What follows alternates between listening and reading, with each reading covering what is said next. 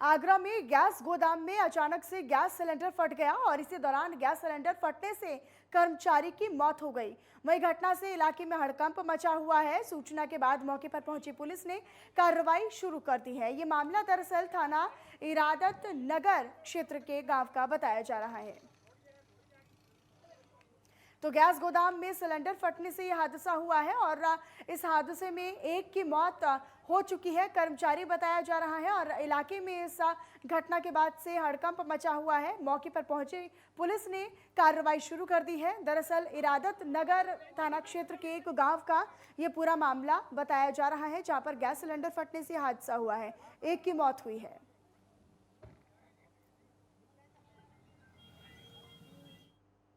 और वहीं गौतम बुद्ध नगर के पुलिस कमिश्नर आलोक सिंह और जिलाधिकारी सुहास एलवाई ने होली पर खूब ठुमके लगाए हैं।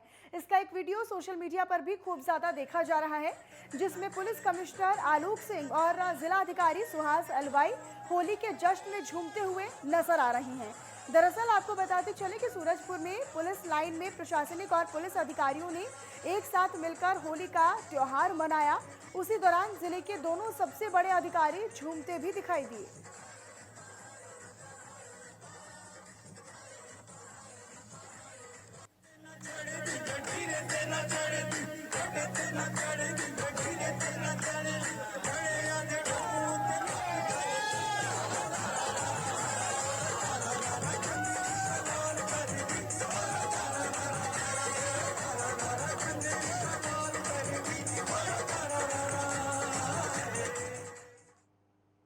और उधर सहारनपुर के बेहट में कोतवाली मिर्जापुर इंस्पेक्टर की गाड़ी पलट गई। इसी दौरान एक बड़ा हादसा होते होते टल गया।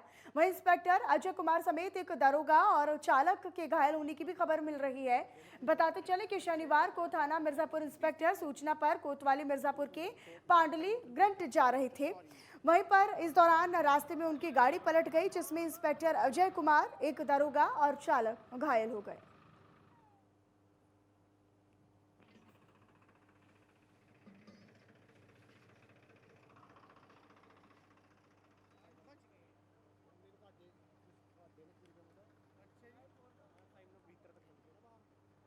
चोट तो नहीं लगी इनको।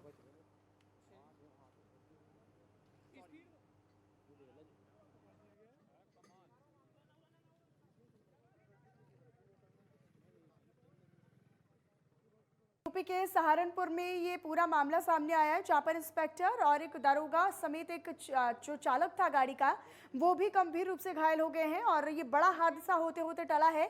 और बताते चले कि पुलिस की गाड़ी थी जो कि जाते वक्त पलट गई, जिस कारण ये हादसा हुआ। और वहीं ग्रेटर नोएडा के सिटी पार्क में इस्कॉन मंदिर की तरफ से 3 दिन से गौर पूर्णिमा महोत्सव का आयोजन किया जा रहा है। इस फेस्टिवल का पहला दिन बड़े ही धूमधाम तरीके से मनाया गया। पहले दिन भगवान का कीर्तन और इसके बाद फूलों की होली का आयोजन भी हुआ।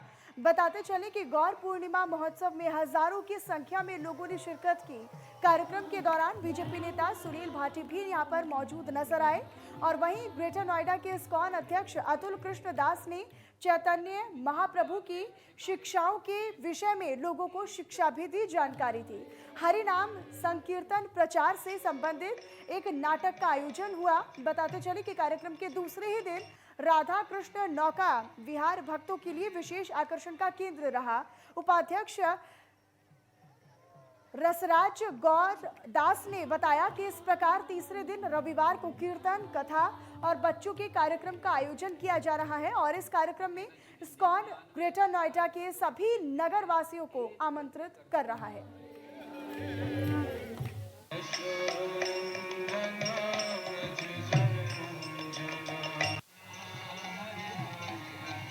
तो गौर पूर्णिमा महोत्सव का आयोजन इस्कॉन मंदिर में किया गया। यूपी के ग्रेटर नोएडा में मौजूद इस्कॉन की तरफ से ये भव्य महोत्सव का आयोजन हुआ। हजारों की तादाद में, हजारों की संख्या में भक्त और श्रद्धालु यहां पर पहुंचे हिस्सा लेने के लिए। कीर्तन हुआ और कीर्तन के बाद होली का आयोजन किया गया। राधा कृष्ण नौका विहार मुख्य तौर पर आकर्षण का केंद्र रहा।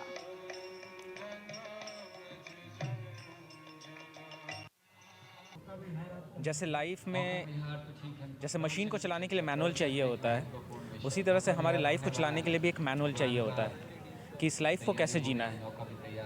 तो वो मैनुअल कौन देता है? जैसे मशीन का मैनुअल मैन्युफैक्चरर देता है, जो मशीन को बनाते हैं, उसी प्रकार से हमें भगवान ने बनाया है। तो हमारे लिए वो मैनुअल देते हैं कि जीवन को कैसे जीना है। इसलिए भगवान हर युग में आते हैं, संभवामि युगे युगे। तो द्वापर युग में भगवान कृष्ण आए, उन्होंने भगवत गीता को कहा और उसमें संदेश दिया कि अगर तुम जीवन की सारे समस्याओं से मुक्त होना चाहते हो तो मेरे शरण में आओ, मैं जैसा बता रहा हूँ जीवन को वैसे उस पद्धति से जियो। होली से अगले दिन पुलिसकर्मी भी होली मनाते हैं, लेकिन शनिवार को इस बार शब-ए बारात का जुलूस होने की वजह से मुरादाबाद में पुलिसकर्मियों ने आज सभी थानों के साथ साथ पुलिस लाइन में भी होली का त्योहार बड़े ही धूमधाम से मनाया। इस दौरान जिलाधिकारी और एसएसपी समेत सभी पुलिसकर्मियों ने जमकर होली मनाई। पुलिस लाइन में पुलिसकर्मी होली के रंग में लेफ्ट राइट और मंकी क्रॉलिंग करते भी नजर आए। बताते चले कि महिला थाने में भी महिला पुलिसकर्मी फिल्मी गानों पर जमकर थिरकती नजर आई। वहीं पुलिस लाइन में 5 फुट गहरा गड्ढा कर सभी अधिकारियों को गड्ढे में फेंक कर होली मनाई गई।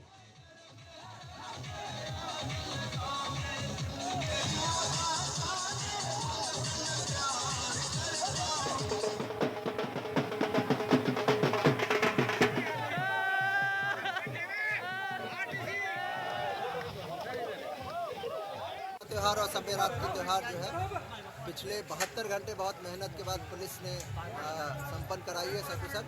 और आज पुलिस की होली है। सभी थानों में और पुलिस लाइन में सभी अधिकारीगण और कर्मचारीगण एक साथ परिवार की तरह होली का त्यौहार उत्साह के साथ मना रहे हैं। मैं सभी पुलिसकर्मियों को बहुत बहुत बधाई देता हूं कि पूरी तरीके से इस त्यौहार को एंजॉय करें, खुशियों के साथ एंजॉय करें और लोगों के साथ शेयर करके एंजॉय करें। बहुत बहुत शुभकामनाएं, बधाई। आगरा से आपको खबर बताएं, जहां पर थाना निबोहरा क्षेत्र के रामपुर गांव में एक नाबालिग किशोरी से बलात्कार की घटना सामने आई है। दरअसल आपको बताते चले कि शनिवार की देर रात नाबालिग शौच के लिए गई थी और इसी दौरान आरोपी ने इस पूरी वारदात को अंजाम दिया। वहीं भाग रहे आरोपी को पीड़िता के भाई ने धर दबोचा और पुलिस के हवाले कर दिया। वहीं पीड़िता की तहरीर के आधार पर पुलिस ने मुकदमा दर्ज कर लिया है और आरोपी को जेल भेजा गया है।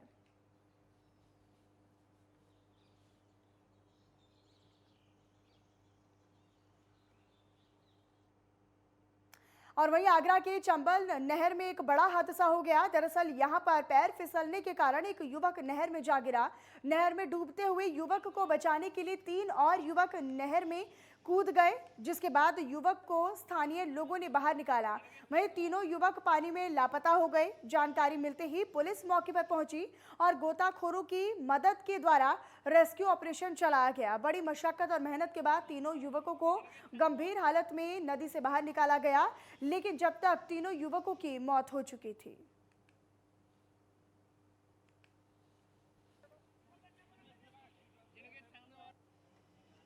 तो चंबल नहर में डूबने से ये बड़ा हादसा हुआ है, जहां पर एक जो युवक था वो डूब गया और उसे बचाने के लिए 3 और युवक नहर में कूद गए, जबकि गोताखोरों की मदद से बाहर निकाला गया। लेकिन जब तक 3 युवकों को बाहर निकाला गया तब तक तीनों की मौत हो चुकी थी। तो पैर फिसलने के कारण दरअसल ये बड़ा हादसा हुआ है। यूपी के आगरा का ये पूरा मामला है। चंबल नहर में डूबने से 3 युवकों की मौत का मामला सामने आ रहा है।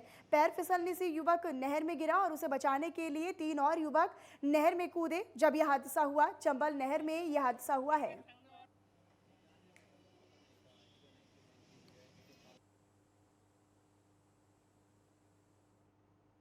और वहीं मुजफ्फरनगर के जानसठ कोतवाली पुलिस ने 2 अभियुक्तों को मौके से गिरफ्तार किया है। आपको बताते चले कि दोनों आरोपी किसी घटना को अंजाम देने के लिए जा रहे थे। किसी दौरान पुलिस ने चेकिंग के दौरान दोनों को गिरफ्तार कर लिया। बताते चले कि पुलिस ने आरोपियों के पास से एक देसी तमंचा, 2 जिंदा कारतूस समेत एक बाइक बरामद की है।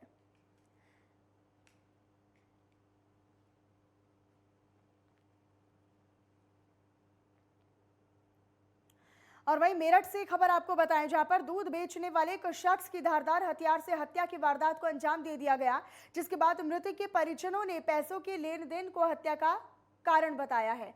वहीं हत्या की जानकारी मिलने पर पहुंची एसपी देहात, फॉरेंसिक टीम और डॉग स्क्वाड के साथ थाना पुलिस फोर्स मौके पर पहुंची, जिसके बाद उन्होंने मामले की जांच बारीकी से और गहनता से शुरू की। परिजनों की तहरीर के आधार पर केस दर्ज कर लिया गया है। पूरा मामला मुंडाली थाना क्षेत्र के गांव भगवानपुर चट्टा वन का बताया जा रहा है।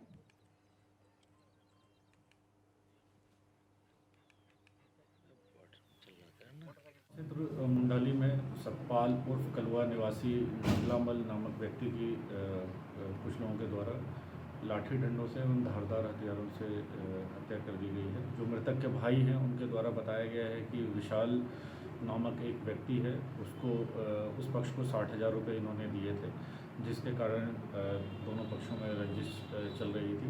उसी के कारण ये हत्या की गई है। मृतक के भाई के द्वारा दी गई तहरीर पर सुसंगत धाराओं में मुकदमा पंजीकृत कराया जा रहा है। शव को पोस्टमार्टम हेतु मॉर्चरी भिजवाया जा चुका है। एटा से खबर आपको बताएं, जहां पर एक दंपति के एक्सीडेंट के मामले में पति की मौत के बाद पुलिस की तरफ से मदद न करने पर पुलिस और ग्रामीणों के बीच हाथापाई हो गई।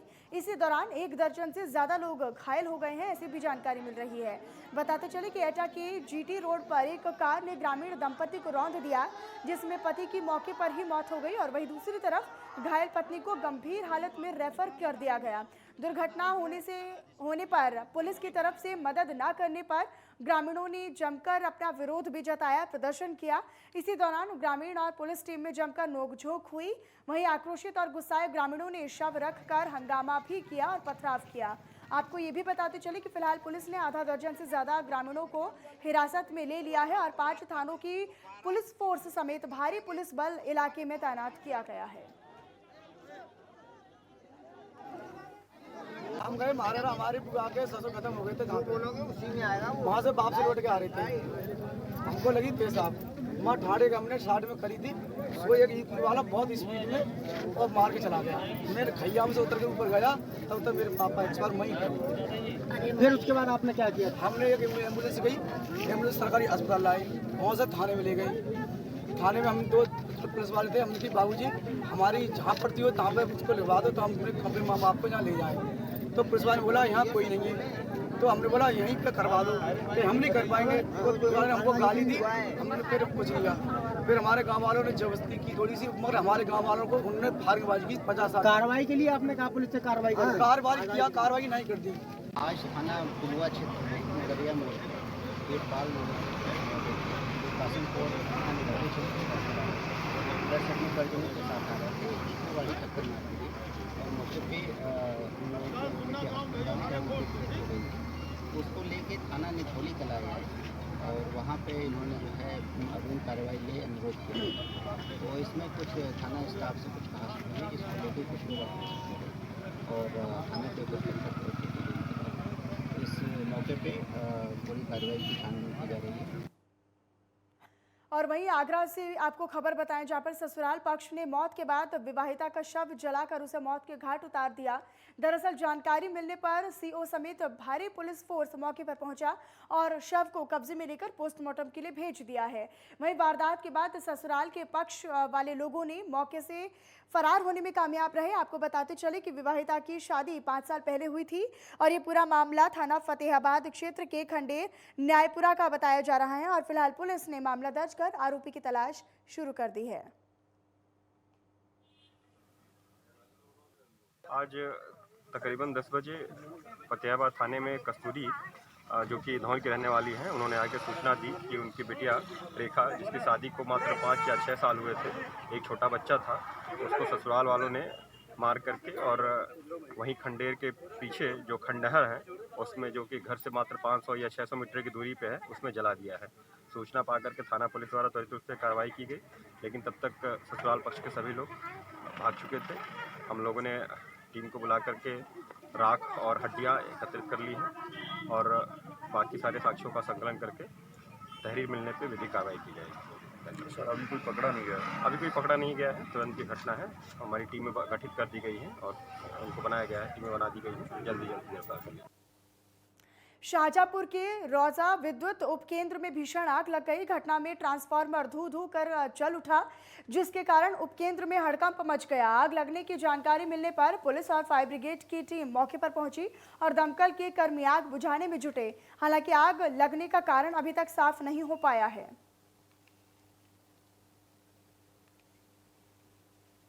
तो यूपी के शाहजहाँपुर का ये पूरा मामला है और मौके पर पुलिस फोर्स और साथ ही साथ दमकल विभाग की गाड़ियों ने आग पर काबू पाया है और आग किन कारणों की वजह से लगी वो अभी तक साफ नहीं है।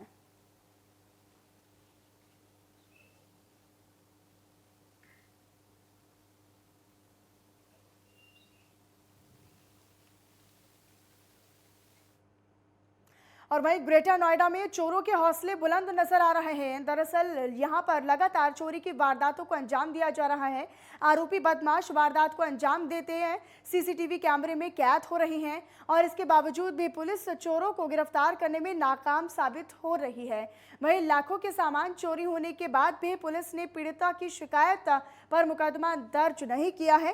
पीड़ित थाने के चक्कर काटने को मजबूर है। बताते चले कि 2 दिनों में 2 बार लगातार चोरी की वारदात सीसीटीवी कैमरे में कैद हुई है।